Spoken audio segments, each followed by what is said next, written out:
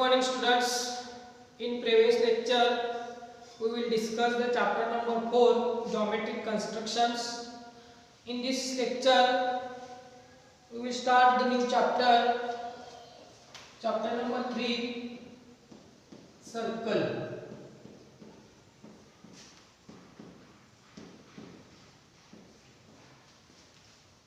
मागील तासिकेला आपण प्रकरण क्रमांक 4 भौमितिक रचना या प्रकरणाचा अभ्यास केलेला आहे. त्याच्यामध्ये असणाऱ्या जे काही महत्त्वाच्या रचना आहेत त्या रचना आपण केलेल्या आहेत. सराव संच 4.1 आणि 4.2 तुम्ही तुमच्या वहीमध्ये काय करा सोडवा. या तासिकेला आपण प्रकरण क्रमांक 3 सर्कल प्रकरण परीक्षेच्या दृष्टीने जास्त मार्काला जे विचारलं जातं ते सर्कल प्रकरण आपण या ठिकाणी सुरू करतोय. In previous standard we will study the basic concepts of circle. मागील इयत्तेमध्ये अगदी 5वी पासून तुम्ही सर्कल वर्तुळ या प्रकरणाचा अभ्यास करताय. Some basic concepts related to circle we will discuss in this lecture.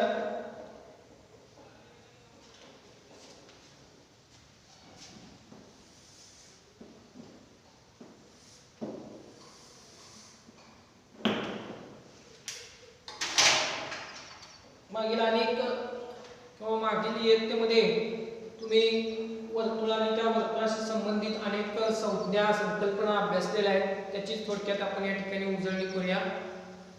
The first point is centre of the circle.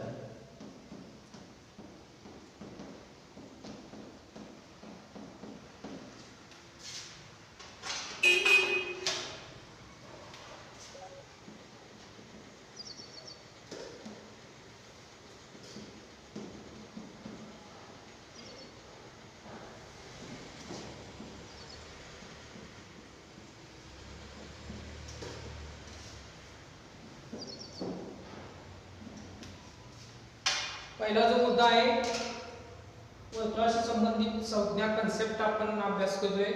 हे तुम्हाला माहिती आहे तरी आपण थोडक्यात त्यांची उजळणी करूया.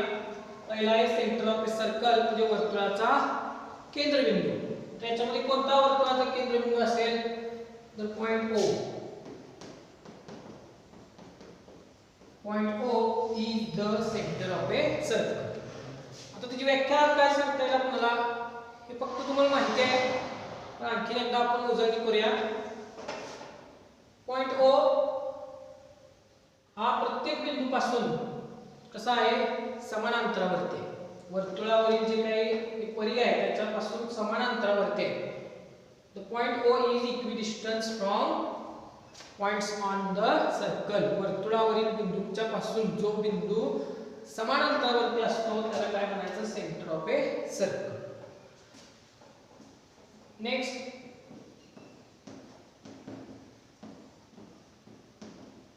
Radius of a circle. तर रेडियस म्हणजे काय तर त्रिज्या. सगळ्यांना माहित आहे रेडियस म्हणजे काय त्रिज्या. तर याच्यामध्ये कोणकोणत्या त्रिज्या असू शकतील तर बघा segment OC, OD, OM and OB. Segment OC, segment OM, segment OD and segment OB. 4 radius. How many radius can be drawn to the circle? Infinite radius can be drawn. एका वर्तुळाला आपण अनंत किंवा असंख्य त्रिज्या काढू शकतो. त्याच्यामध्ये आता किती त्रिज्या आहेत तर 4 त्रिज्या आहेत. सेगमेंट OC, OM, OD आणि OB. त्याच्यानंतर आपल्याला बघायचं आहे cord.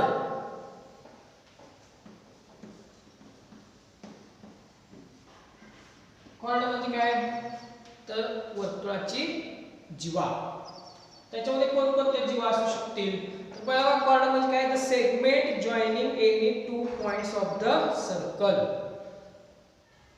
The segment joining any 2 points of the circle. वर्तुळावरील कोणतेही 2 बिंदू जोडणारा रेषाखंड म्हणजे त्या वर्तुळाची काय असतो जीवा असतो.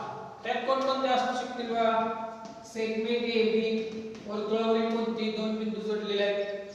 त्याच्यानंतर कोणता असू शकतो segment CD. These are parts of a circle. या वर्तुळाच्या काय आहेत जीवा आहेत. The next part is diameter. Diameter ला मराठीत काय म्हणायचं तर व्यास. त्याची व्याख्या काय आहे बघा. The chord which passes through center of a circle. जी जीवा वर्तुळाच्या केंद्रबिंदूतून जाते त्या जीवेला त्या वर्तुळाचा व्यास असा म्हणतात.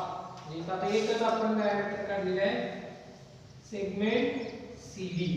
ही वर्तुळाची जीवा सुद्धा आहे आणि व्यास सुद्धा आहे. त्याची व्याख्या काय आहे जी जीवा वर्तुळाच्या केंद्रबिंदूतून जाते the chord which passes through center of a circle. या चार बेसिक कन्सेप्ट्स जे आपल्याला माहिती पाहिजे. पहिला आहे centre of a circle. Point O is the center of a circle. Radius of a circle, segment OC, OM, OD, OB. Infinite radius can be drawn to the circle. Chord, segment AB and segment CD. असंख्य वर्तुळे या वर्तुळामध्ये आपण असंख्य जीवा त्रिज्या व्यास काढू शकतो. Diameter segment CD, the chord which passes through center of a circle. वर्तुळावरील कोणतेही दोन बिंदू जोडणारी रेषा म्हणजे जीवा. जी जीवा वर्तुळाच्या केंद्रबिंदूतून जाते तिला काय म्हणायचं व्यास. The relation between radius and diameter. तर त्रिज्या आणि डायमीटर मध्ये काय संबंध असतो का. Diameter is equal to 2 into radius. व्यास हा नेहमी त्रिज्येच्या काय असतो दुप्पट असतो. And radius is equal to diameter upon 2. त्रिज्या ही व्यासाच्या निम्पट असते. हे त्यांच्यामध्ये काय आहे कोरिलेशनचा संबंध आहे. व्यास हा त्रिज्येच्या दुप्पट त्रिज्या ही व्यासाच्या निम्पट. आता काय बिंदू आपण इथे घेतले point X Y Z. These points are exterior of a circle. वर्तुळाच्या बाह्य भागातील बिंदू आहेत. A C M D E the points on the circle. वर्तुळावरील बिंदू आहेत. जर काही बिंदू आपण अंतर्गत भागात टाकले point L M N are interior of the circle. Point L S L are interior of a circle. X Y Z exterior of a circle. वर्तुळाच्या बाह्य भागातील. A C M D B points on the circle. वर्तुळावरील बिंदू आहेत. Point N S L are interior of a circle. वर्तुळाच्या बाह्य भागातील अंतर्भागातील आणि वर्तुळावरील बिंदू. जे काही बेसिक कन्सेप्ट आहेत ते या ठिकाणी आपण वर्तुळाचे बघितलेले आहेत. तर आपण पुढचा भाग बघूया.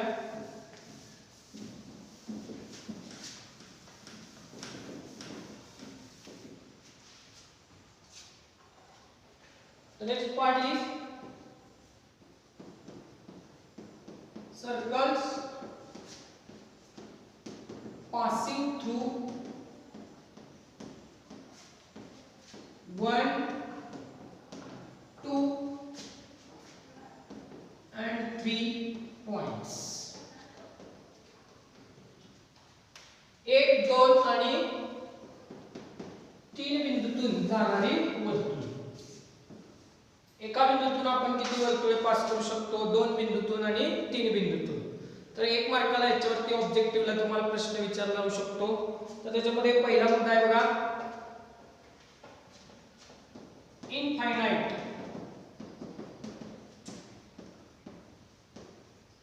Number of circles passes through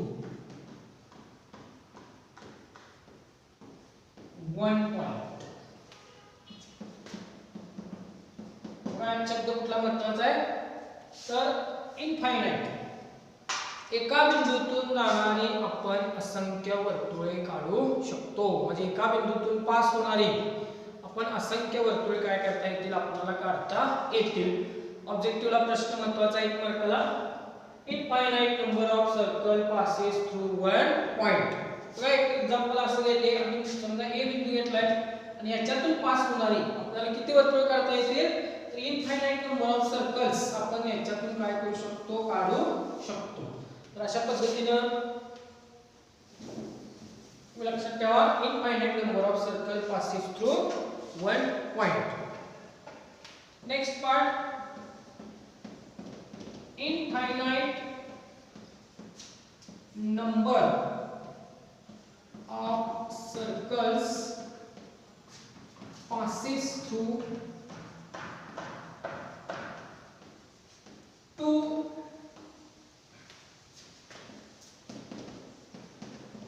distinct points. आता इथे दोन बिंदू घेतले आहेत आणि तो सुद्धा काय शब्द महत्त्वाचा आहे बघा, इनफायनाइट. दोन बिंदूतून स्पर्श करून जाणारी सुद्धा आपल्याला असंख्य वर्तुळे काढता येतात. एका बिंदूतून जाणारी सुद्धा आपण असंख्य वर्तुळे काढू शकतो. दोन बिंदूतून जाणारी सुद्धा आपण असंख्य वर्तुळे काय करता येतील आपल्याला काढता येतील. Next part, there are only one कंसात शब्द दिलेला आहे युनिक. युनिक म्हणजे एकमेव. only one circle can be passed through three non collinear points. Collinear म्हणजे एक रेषीय, नॉन कोलिनियर म्हणजे नैक रेषीय. समजा तीन नैक रेषीय बिंदू आहेत, त्या तीन नैक रेषीय बिंदूतून आपल्याला वर्तुळ काढायचं आहे, तर त्या ठिकाणी कोणता शब्द महत्त्वाचा आहे बघा, ओनली वन. युनिक, एक आणि एकच, एकमेव वर्तुळ आपण तीन नैक रेषीय बिंदूतून काढू शकतो. समजा आपण तीन बिंदू घेतलेले आहेत, ए, बी आणि सी. हे कसे बिंदू आहेत, नॉन कोलिनियर, एका रेषेत नाही. समजा आपण याच्यातून असं वर्तुळ काढलं तर या तीन बिंदूतून जाणारं एक आणि एकच वर्तुळ आपण काय करू शकतो, काढू शकतो. समजा हेच बिंदू जर कोलिनियर असतील, नॉन कोलिनियरच्या ऐवजी समजा कोलिनियर असतील, एकच रेषेत असतील, तर काय करता येईल बघा,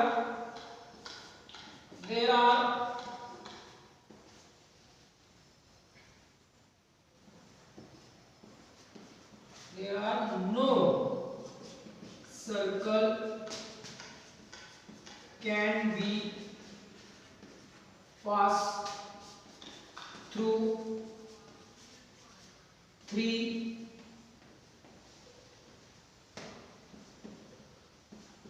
collinear points.